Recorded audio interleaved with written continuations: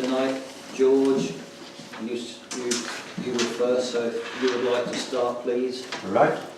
I was hoping to come along and say that the badger hole down Crooked Lane had been filled in, because for 2 weeks in the Burn Weekly News there's been a notice about work down Crooked Lane.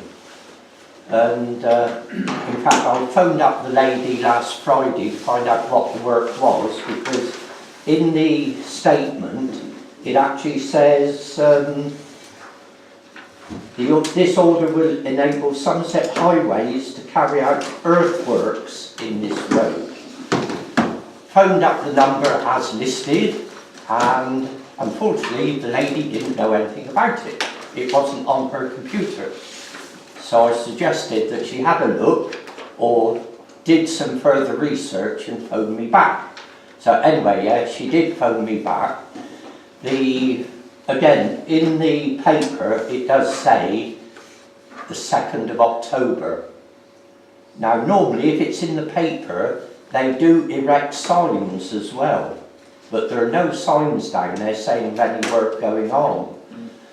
But anyway, she did phone back, and again she said, well, it's going to start, I think it's either the 5th of November or the 9th. I forget. She did tell me the date. But in fact, when I said, well, what it's about, and she said it's something to do with earthworks. But I did pace it out, and I think it is the Badger Hole. But the other funny thing in the paper, it says,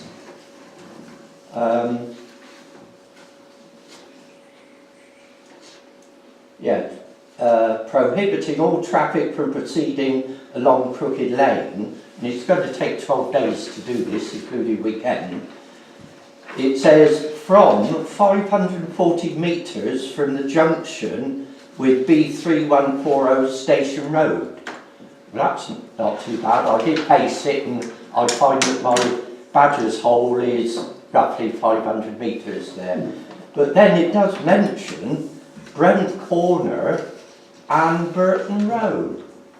Now what the hell has Brent Corner and Burton Road got to do with temporary closure of Crooked Lane? I don't know. But anyway, that's my little moan. Well, if there is going to be a temporary closure, we normally get notification from Somerset. I haven't seen one. No. And it's, say, in the paper it does say the usual statement, 2nd of October, and we'll be there for 18 months. Yes. And it's expected to take 12 days. Yes. But as I said, normally if it's in the paper, there are signs up there. Absolutely. Yeah. Okay. But I think before long the Badger Hole may disappear. Then the Badger will be relocating. I think he's been relocated. Now we have ladies and gentlemen from the tennis club, I understand. Yeah. Which one of you would like to talk? I'll just say a few words. Alison's the chairperson of Brent Knoll Tennis Club, and I'm on the committee. It's just something we thought we ought to relay and bounce off you folks to give you a heads up and a bit of an understanding of what our plans are in terms of the floodlights at the tennis club, which are now in excess of 20 years old and proving exceedingly troublesome to keep going. Many of the lights are out a lot of the time, and I think we've reached the point where we need to upgrade and replace. They don't meet the minimum LTA standard for court lighting, so we've had various recommendations. We've taken advice from the LTA, the Lawn Tennis Association, governing body, and with that in mind we've taken up some quotes. We've submitted these and had a meeting with Somerset Planning. Our ladies come round, we've put forward our proposals, but before we go any further I thought it'd only right and proper to come and explain what we're planning to everybody here, so no surprises, and maybe if there's any guidance or suggestions made we'll try and take those on board. The the lights at the minute are based upon poles which are believed to be 10 metres in height. The plan and the quotation is based upon poles in the future that are 8 metres in height.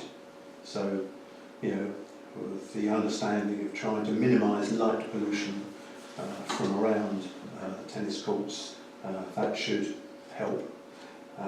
The sighting of the lamps or the posts at the minute is lengthways along the side of the two courts. The plan is to improve the lighting on the courts, is to put them at either end, beyond the service lines at either end. Apart from that, I think the other option that we will have, which again might help in terms of minimising the impact on local people, is to have individual court switching. So that instead of at the minute, one court's on, they're all on, is to be able to have the facility just to have one court rather than two. With that in mind, our intention is also to go around local nearby properties and have a chat and explain what our plans are, so there should be no shocks. The intention is to improve lighting on the tennis court, but it's also to minimise any interference from elsewhere, so we're mindful of that. That's really the top and bottom of what we were planning, but as I say.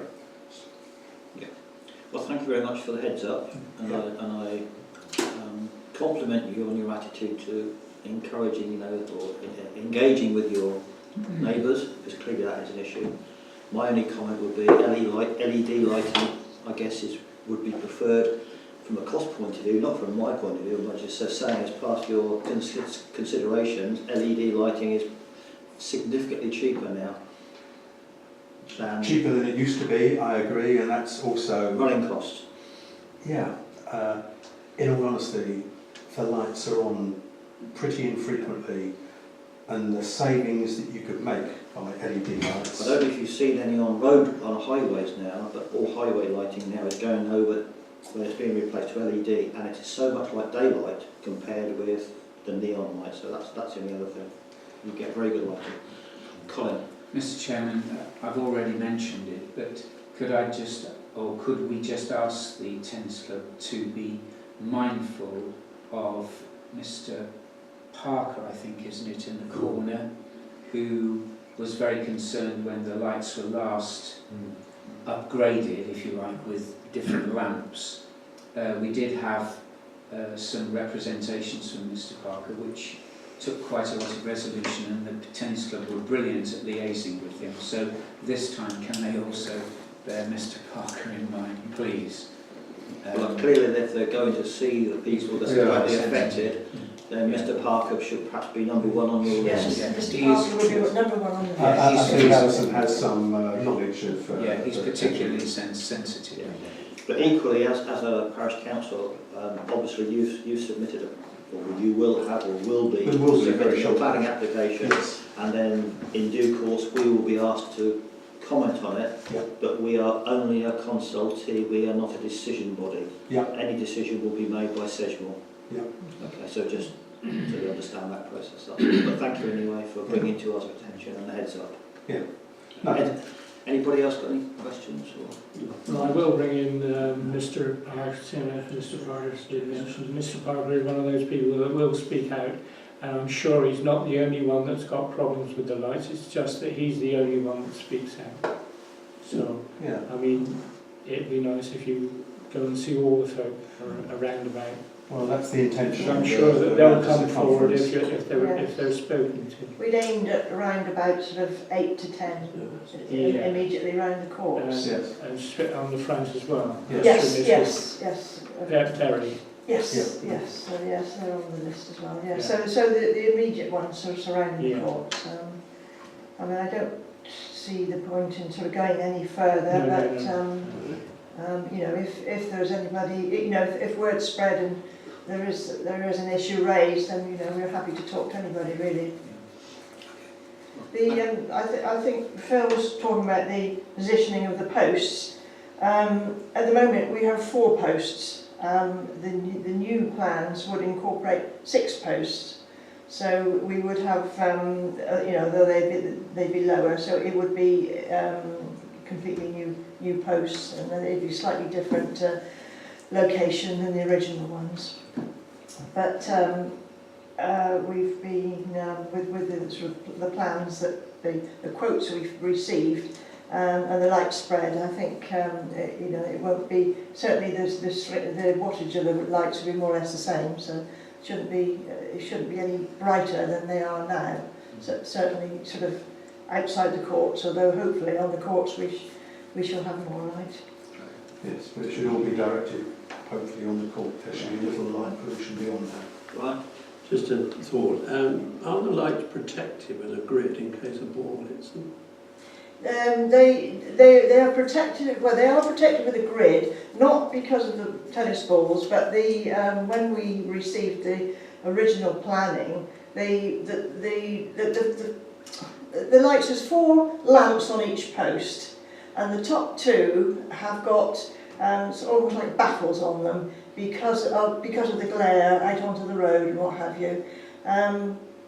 Since we had problems with Mr. Parker, keeping him sort of happy to a degree, we've got baffles on more than the top ones. Yeah. But the baffles are there to control the light rather than protect the lights. I think the tennis balls, certainly the height they are now, the tennis balls don't really sort of cause a problem. I mean, they may do with them being lower, but I'm sure that's... Just a thought. Thank you. Yeah, thank you. Say a lot for your tennis. Yeah. I'm a cricketer.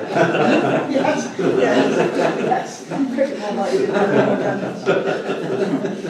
Right. Under our new agreements then, no more comments. So we'll now go into our formal meeting.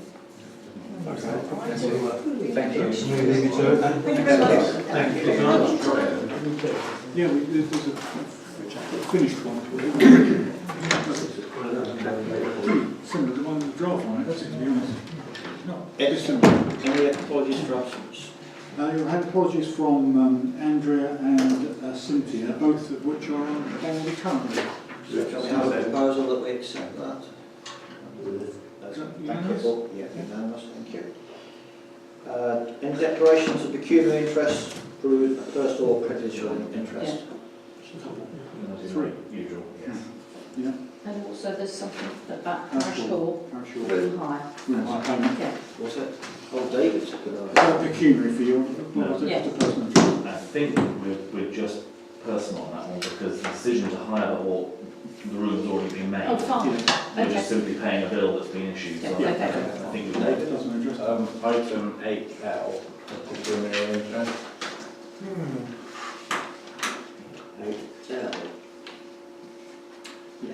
Hedge management in Crooked Lane. That's it. Yeah. That's the one. I'll just explain why Dave's, because you probably want to explain why. Yeah. Basically, Jason Mayer's quoted on that job, which we've asked him to do, but he's gone out to ask somebody else, i.e. David, to do it on his behalf. So in fact, effectively, it is Jason who is our contractor in this occasion, and of course he's at liberty to choose whoever he wishes to choose to do the job. But because David is on the council, he really ought to declare a pecuniary interest because he could actually benefit financially from it. So that's the reason. Thank you. Right, you've all had copies of our last meeting's minutes. Can we agree that they were a true and accurate record? No objections or changes? Right, okay, thank you.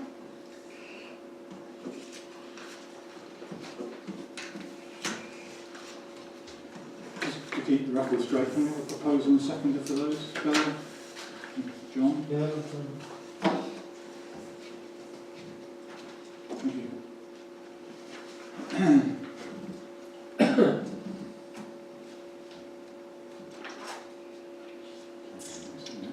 Hands up. Screen.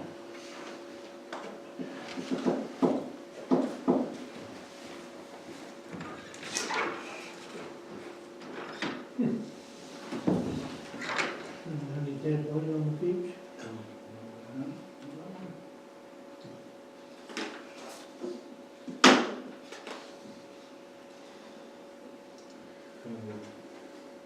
Two planning applications, yeah. Which one would we go first? Bramble Farms Bramble first. Farms. Right, going on to planning applications, we have two. In the absence of Cynthia, who's on missionary duties down under, Missionary. we're converting them into the way they should be. We have two planning applications, and Bella kindly has volunteered to take over or to lead the discussion. With Brian's help. With Brian's help. So the first one is 0717 00006, which is Bramble Farm. Right, now it's retention of change of use and conversion of farm buildings to dwelling. Now, first of all, the applicant changed without planning permission the use of the farm, and he wants retrospective planning permission granted for that. Now, it's also outside the development boundary, but in the parish of Brent Knoll, so that's Just. yeah. Right, so the transport development standing advice applies. Environmental health, no comments. The flood report from the applicant is dated May 2017, and the sequential test is also dated 2017. But the environmental agency objects to the proposals on flood risk grounds, and that's dated the 6th of September 2017. And nobody else has made any comments. Mr. Chairman, could I ask a question? Can you just go back? What you're saying is this person had already changed the use, Yes. and he's applying for retrospective planning. Change, yes. And so, is this a further application, or is this including change of use and retrospect? In other words, is he asking I'm sorry, for two things? Yes, I probably didn't say that properly, but it's because he's changed the use of it without planning permission, Yes. we have to grant the retention of change of use. And I don't understand that wording, but that's what I've been told, which makes it a bit difficult. Sorry, change of use, what would it be from what to what? I don't know, No. but that's Well, It's but what not I've been told. farm buildings. No, this No, is just it's a farm, I presume. Well, it's changed the use to Right. a smallholder. A small Yes, holding, but what was it before? A shed. a shed on a piece of land. Yeah. So he. No animals. So just to. Sorry, Peter. Come on. So it's not waving surrender. I was halfway through cleaning my glass. The guy has been trying to get this turned into a building for years, and every time he applies, he's been denied. And now he's gone on and Done. been denied. Am I right in saying that we have discussed this previously? Yes. At Several least twice, And and rejected it on Yeah. both occasions. And Yeah. so is sexual. there was some also concern whether he actually Only. owned the property that he was Would it actually be seeking. in order Brown's to got a read, letter. to read his letter? Yes, People- I think it's Just over before there, you do Brian. that, Malcolm had a comment. Yes, when it's come up in the past, Mark have been involved because it's right on the Yeah. borderline. Yeah. Have they been? No, they haven't mentioned it at all. No comment from Mark at all. Right. As yet. As yet.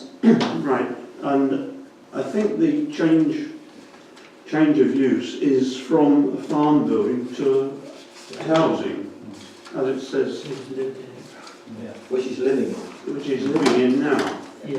which it wasn't, it was just farm building before, But he was still living in yes. It was living in a shed, isn't it? it. Yeah. But I'm concerned about the There are actual environment that the family are living in. Did you send us a letter that's Brian's? Is it Brian's Yes. going to read it? Can you find it, Brian? Sometimes they're a bit behind us because they only actually meet by monthly. They don't have a monthly meeting, so Right. therefore if it falls outside the there by a month, they wouldn't have seen it at the same time as we have. Possibly. Just surmising it might be the reason. Yes, I know there was concern from them last time as well. But Mr. Chairman, my point is that if this character has gone ahead and done something that he wasn't supposed to do, and he was advised not to do it, then we should once again object, because he was told not to do it. And therefore he's just flouting the planning rules of which we are custodians in our area. And so I don't see how we can possibly support this application. There is a letter. Yeah. Whether that's is it worth just going through? Not the whole lot probably. No, I'm going to try and brace it. Yeah. If you can brace it. Well, first of all, he said the site is totally sustainable, does not rely on car use, although I noticed that the access is more onto Hart Road, isn't it? Yeah. And I frequently go down Hart Road and I notice 3 or 4 cars in there. He said, I do feel that the impact of car trips would be minimal, and considering the existing permitted use of the building, I've been advised by Cole Easton Consultants that given the location of the farm, considering all the local facilities and amenities within walking and cycling distance, that vehicle trips generated would be minimal for a single dwelling and would not be contrary to the national planning policy. If I didn't live at Bramble Farm, vehicle trips would definitely increase, as I would have to visit at least 3 times a day, maybe more, if like at the moment I have a sow with piglets who really do need almost constant attention in the first couple of weeks. I also noticed he had some emus there as well, believe it or not. These visits would be early in the morning to let animals out and feed them, lunch times to again check their welfare, along with food and water, and then later in the day to bed animals down and check welfare again. Along with checking welfare, I also check things like the electric fences which surround the big pig enclosures are maintained so that the pigs will not escape. If they, makes sense. This could result in them entering other fields or even worse, getting near a road, or if the reeds are dry, which does regularly happen in the dry months. Before I moved to Bramble's farm, I was the victim of several thefts where my tools were stolen along with the wood burner from the barn. I've also been approached by traveller people who try to move onto the land, so I would also be taking regular trips to ensure no thefts or trespassing occurred at Bramble Farm. The thefts and threats were all reported to the council and the police, and documentation could be provided if needed. And that's his... I have to say that the content of that letter is very similar to one of the letters that he put in on the previous application. And there's a list of his animals he's got there. So. He did say he was paying rent to somebody who didn't own it or something, didn't he? Most peculiar. It's a very funny setup. I think, in some ways, I think Colin has made a proposal that we can't support the application. I'm also mindful that we would have commented on previously, and whether our previous comments therefore stand. Yeah. Or we do no observations. Also the flood risk is fine, isn't it? Yes, very fine. Well, it does, doesn't it? Yeah. But that's what these tests are, you see, isn't it? Yeah. Have we had any comments from any neighbours? No, nothing at all. Just the environmental agents, environmental health, just the 2. Because we had representatives from Mark last time, and wonder why they're not here today. Well, they may not have seen the application, of course, because, as I say, their meeting doesn't, they only meet bi-monthly in March. So if they're not meeting this month, they're meeting in, say, November, they wouldn't be getting the planning details for another few weeks. So that may be another reason why there's a delay in Mark responding, possibly. I'm just surmising it might be the reason. The other thing we could say is no observations, because then it would go straight to committee. Well, if we objected, it goes straight to committee. Either anyway. way, I would have thought if we have objected in the past, I don't know what we did. then we can. I can't tell, I can look it up and see what we objected to in the past. I'm pretty sure it's They're environmental. supportive, yeah. No, we've No. never supported it. Things haven't basically changed, have they? No. No. So, We cannot possibly support a retrospective application on a change of use Which where the guy Yeah, has been it's instructed refused. not to do it. Yes. I mean, that's just contra to everything that we should stand for, in my Exactly. opinion. So I think the proposal would be that we can't support it on the grounds of, well, I would like, if you could, Owen, to look at the previous application. look at the previous ones. I'm pretty sure we objected on the grounds of environmental Well, issues. Flooding, yes. Flooding, definitely. Flooding and Yes, access. And, you know, we cannot, we just can't support, you know, a change of use, Which has already been refused. which has already been refused. Somebody living there is going to have access to a car.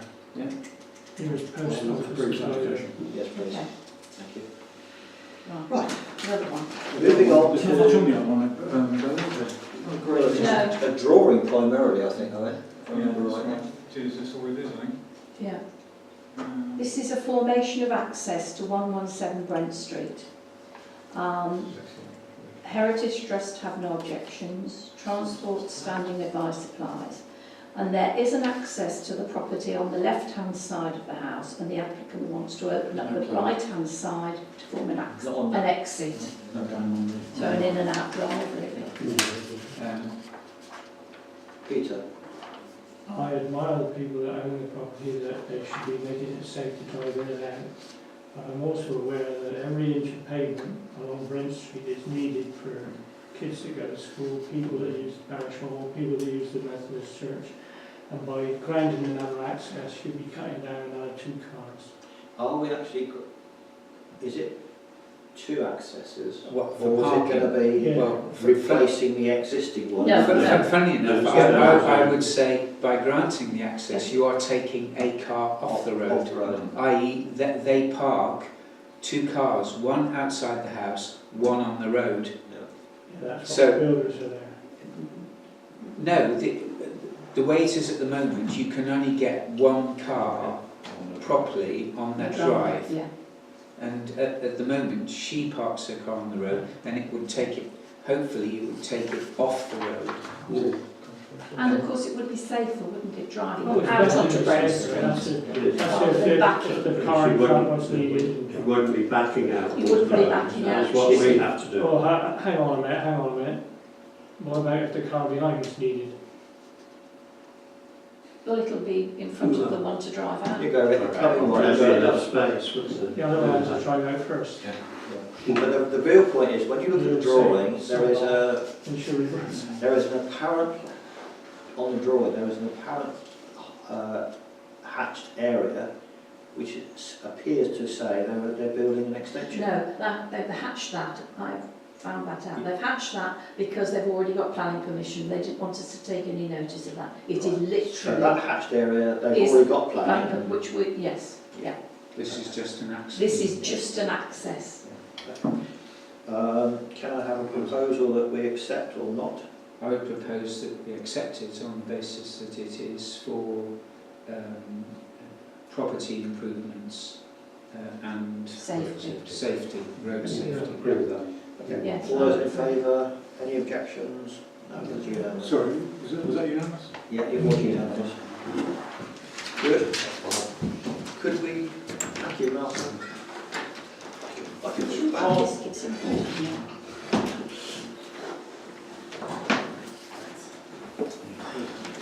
Updated planning list for information, I bet it says updated planning list for information. Yeah, that is not available actually because there's some, I couldn't get onto the website when I did this, so I'm going to have to do that next month actually. I'll give you a full update next month. Thank you. Basically just say what's been granted, what hasn't been granted, Yeah. how it corresponds with what we... I like to see that. Yeah, I'll send it by email, it's probably best thing. Peter, reports on footpaths, please. Yeah, Mr. Diamond has done all his footpath trim the back nicely, and I thought maybe we could stick something in the BKN thanking all landowners that have footpaths across their ground, thanking them for keeping them open. Yes, That's it's it. a positive response rather than perhaps a negative thing about we had in Yeah. this month. It's always better to use a carrot rather than a stick. Also, I took perimeter fencing down and showed them where we needed the kissing gate fitted. And he said he was going to get back to us hopefully before tonight with a price. He's going to give us 2 prices. I asked as to whether it was possible to give us a cheaper price, seeing as he was in the village, if he got the job to put the fencing up out by the mugger. He said he would. We have a couple of prices actually. As you suggest, Peter, we've got a standalone price, which is if he just does that job and nothing else, of £345.71 plus VAT, which doesn't really come into the equation really. And then if he does it in conjunction with the fencing to the rear hall, rear of the toilet block, £245.55. So about £100 difference if he does the 2 jobs. Yeah. Saving, so you could effectively say, well, take £100 off of the other quote if you look at it in that way. Mr. Chairman, is this the replacing the stile Yeah. that is in the bush where you go to the left? Yeah. Okay. So he's going to have to demolish the existing stile Yes. and put in new foundations for the And he's posts. also going to supply posts for the gate because county don't supply posts now. Okay. Yeah. I would propose that. Yeah, but the thing is, we've got the added complication that obviously if he's quoted for the fencing work as well, but I would suggest that even the standalone price of £375 is not too much out the way. Mr. Chairman, I'd like to propose that this person does both of those jobs because they both seem adequate for what work is involved.